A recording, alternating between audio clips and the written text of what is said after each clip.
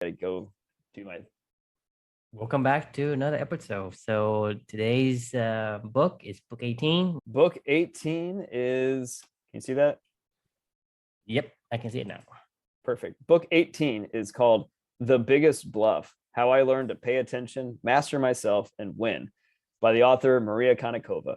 The book is about, I think first off, I think I'm just a sucker for these kind of books in general. Like I am just such a sucker for these. It's the type of book is, she's a journalist and she infiltrates a world that she doesn't know as a complete novice and newbie, and starts to try to figure out how to learn this stuff in order to set some sort of a goal of to become proficient at whatever she's trying to do in this new world. So in this particular world, it's Maria Konnikova is a journalist, and she decides she wants to try to become a professional poker player. And before she even started this journey, she didn't even know how many cards were in a 52 card deck. Like she literally didn't even know what, even to that basic level, let alone know how to play poker. So she was starting as a complete novice from scratch, and journaled her way through this whole entire process and hired some expert poker pros to coach her through this. And she slowly but surely immersed herself in this world, and with the goal of making it to the World Series of Poker, I think, if I remember right, and competing in that. And she did. And she ended up actually becoming a pretty damn good poker player, and actually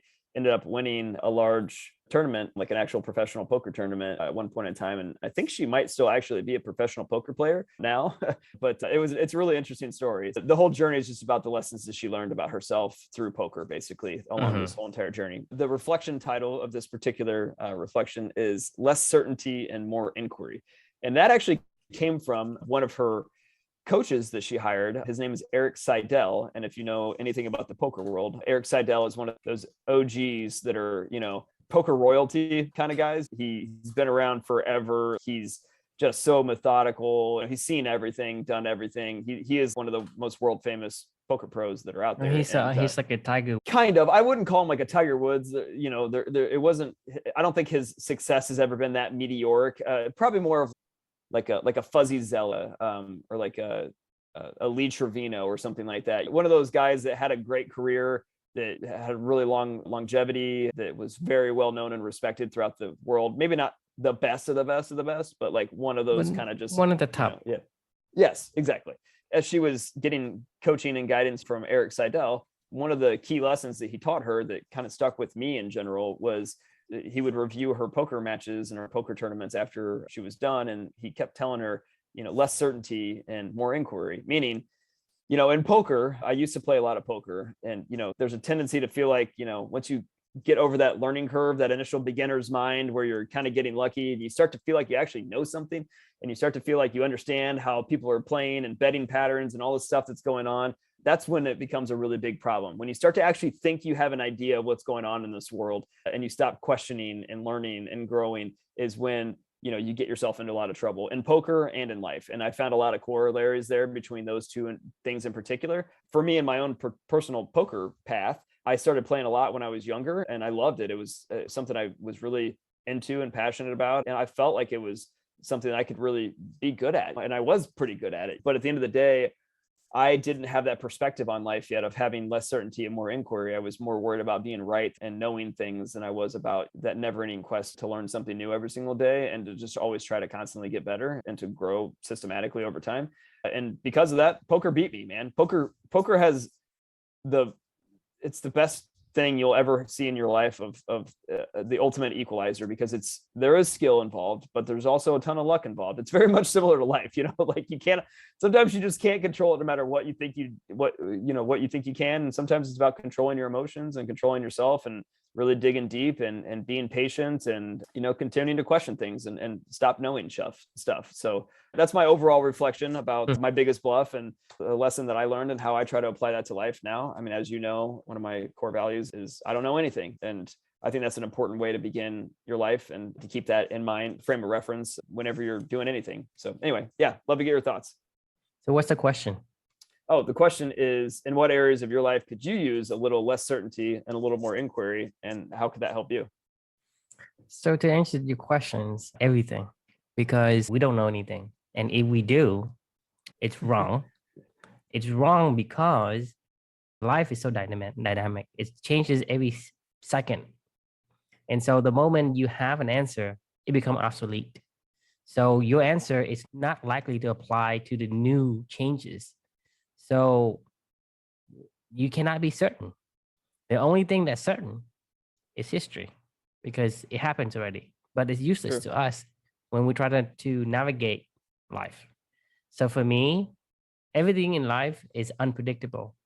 And the only thing we can control is how we react to it and how we take what we have and try to navigate as best as we could.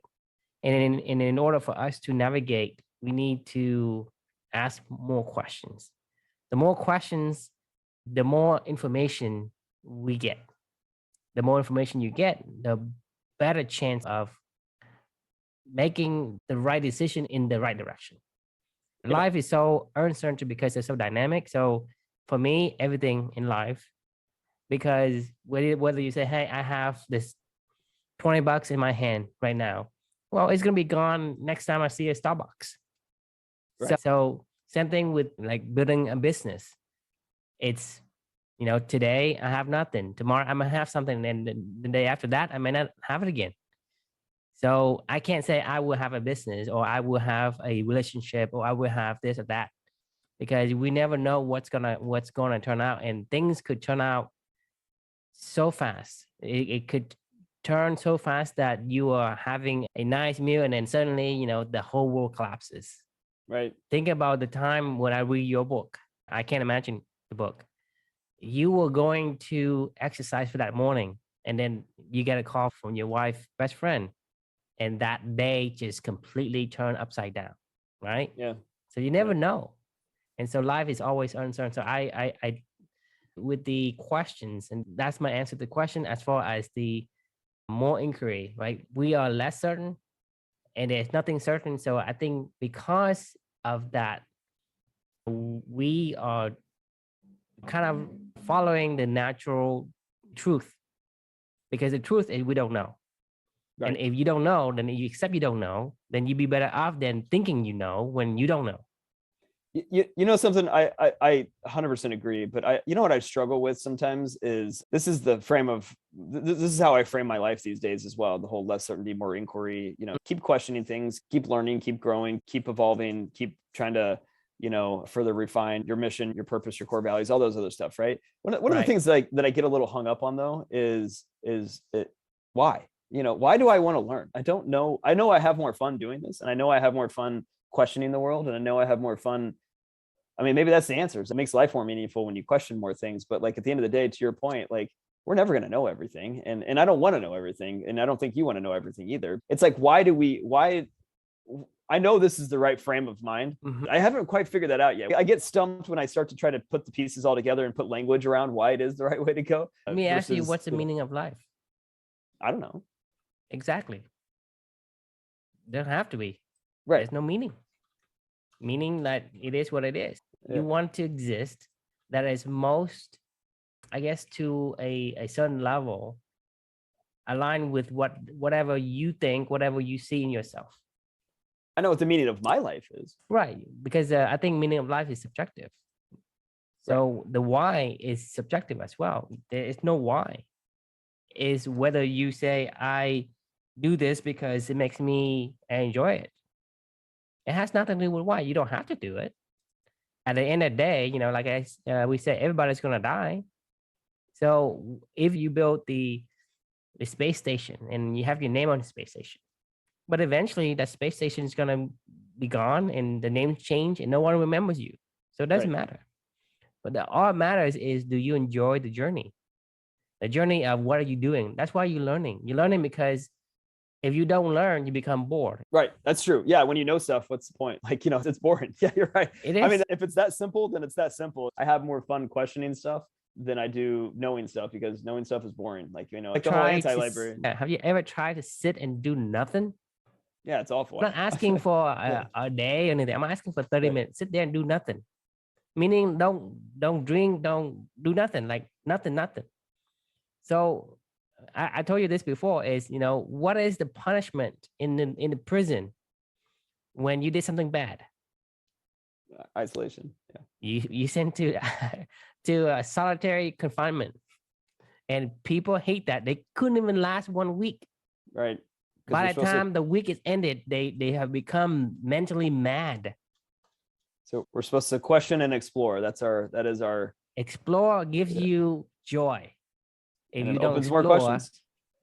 then your life is boring. It's so boring. It's so bland that you don't want to exist. Existence becomes your misery. So the title of less certainty, more inquiry holds true then. I mean, That's why I say like it's said, true, yeah, because yeah, you just follow the natural truth of life. yep. So stop have knowing to- stuff. You and don't know. Start questioning Because the thing everything. it's not that the thing is people said they know, they don't know. They know what is in the past.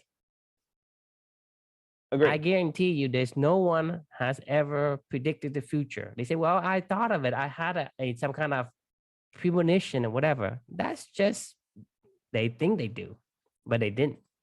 They don't know. So what they know is what already happened. And that's hindsight. That doesn't count because hindsight doesn't do anything for you in life. Only what you do right now, that's your life. And that's right now in the next 5 minutes. I don't know.